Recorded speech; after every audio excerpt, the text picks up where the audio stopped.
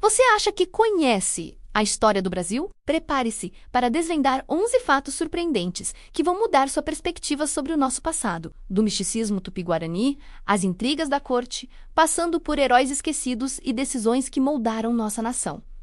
Aperte o cinto, porque a viagem no tempo vai começar. Pindorama, a terra sem mal dos tupi-guarani. Antes da chegada dos europeus, o Brasil era Pindorama, a terra das palmeiras. Um lugar com um significado profundo para os tupi-guarani, quase uma terra sem mal. Longe de ser uma folha em branco, como viam os colonizadores, Pindorama era um complexo ecossistema social e cultural. Os povos originários possuíam sistemas agrícolas avançados, como a famosa Terra Preta de Índio, e rotas de comércio que cruzavam o continente, como o lendário Caminho de Peabiru. A substituição de Pindorama por Brasil não foi apenas uma mudança de nome, mas o início de uma nova era de exploração, que contrastava com a espiritualidade e a subsistência nativa. 2. A dívida de nascimento. Os 2 milhões de libras da independência.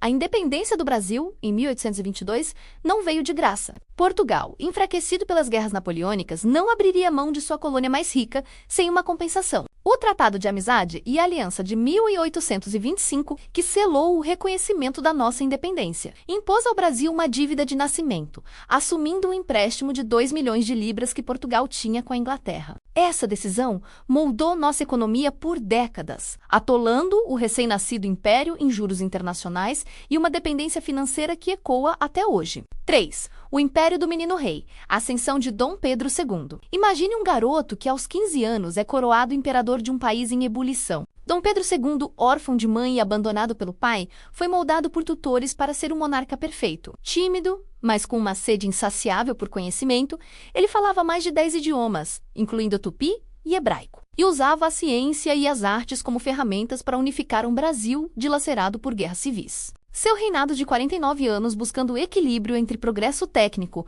e os interesses de uma elite agrária escravocrata. 4.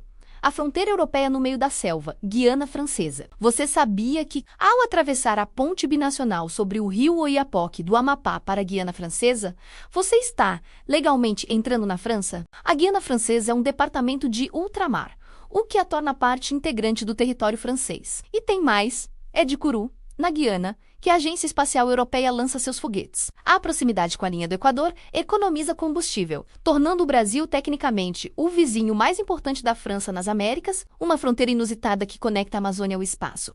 Agora, vamos para o quinto. O patriarca da floresta, o Jequitibá rosa de Vassununga, no coração da Mata Atlântica, existe um sobrevivente épico. Este patriarca da floresta resistiu a séculos de desmatamento. Suas raízes tão profundas que o protegem de tempestades que derrubam árvores mais jovens. Ele é um arquivo genético vivo, um testemunho silencioso de como era a flora brasileira antes da chegada de qualquer navegador. Uma verdadeira cápsula do tempo natural, nos lembrando da resiliência da natureza e da importância de preservar o que resta. 6. A leitura como caminho para a liberdade. No Brasil, a remissão pela leitura é um programa que se tornou um exemplo mundial de justiça humanitária. Não basta apenas ler um livro. O detento precisa produzir um texto claro, sem rasuras, demonstrando compreensão estética e ética da obra. Estudos mostram que a taxa de reincidência criminal cai drasticamente entre os participantes desses programas. É a prova de que a literatura não só abre mentes, mas também pode ser uma poderosa ferramenta de reforma social, oferecendo um caminho real para a liberdade e a ressocialização. A cada obra lida e resenhada, 4 dias de pena são abatidos, com o limite de um livro por mês,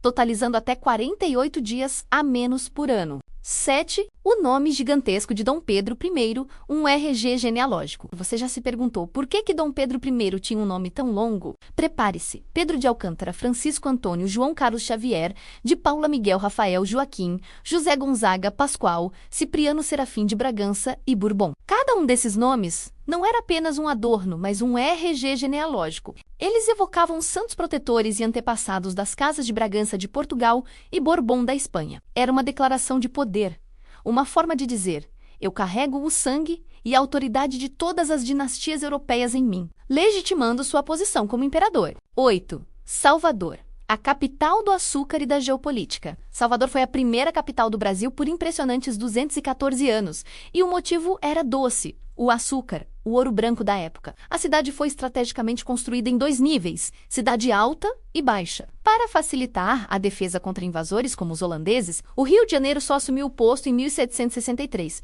Não por acaso, mas porque o ouro de Minas Gerais precisava de um porto mais próximo para ser fiscalizado e escoado. Uma decisão geopolítica que mudou o eixo do poder no Brasil colonial. 9. Maria Leopoldina, a verdadeira arquiteta da independência. Enquanto Dom Pedro I bradava independência ou morte, nos bastidores, a verdadeira arquiteta da nossa autonomia era Maria Leopoldina. Estrategista nata, ela trocava correspondências com seu pai, o imperador da Áustria, e com Pedro, convencendo-os o destino próprio do Brasil. Foi ela quem assinou o Decreto de Independência em 2 de setembro de 1822. E sua famosa frase a Pedro: "O pomo está maduro, colha-o já, senão apodrece", revela sua firmeza. Sem sua visão e determinação, Pedro talvez tivesse cedido às pressões de Portugal, e a história do Brasil poderia ter sido muito diferente.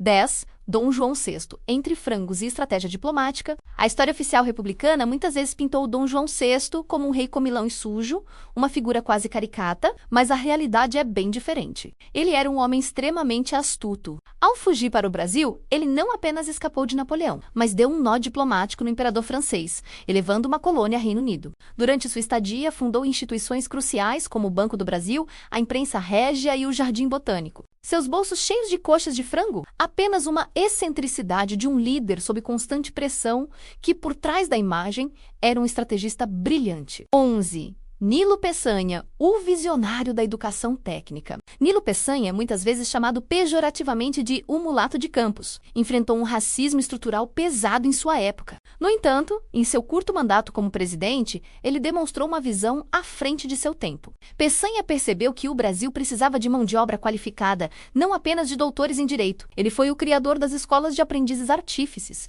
que mais tarde dariam origem aos Cefetes e IFES. Um verdadeiro visionário que entendeu que a educação técnica era a chave para a industrialização e o desenvolvimento do país, deixando um legado que perdura até hoje. Conclusão: a história do Brasil é um mosaico fascinante, repleto de personagens complexos, decisões impactantes e reviravoltas inesperadas. Cada um desses 11 fatos nos lembra que o passado é muito mais do que datas e nomes. É um emaranhado de vidas, culturas e ambições que moldaram quem somos hoje. Qual dessas curiosidades mais te surpreendeu? Deixe seu comentário e continue explorando as infinitas camadas da nossa rica história. Até a próxima!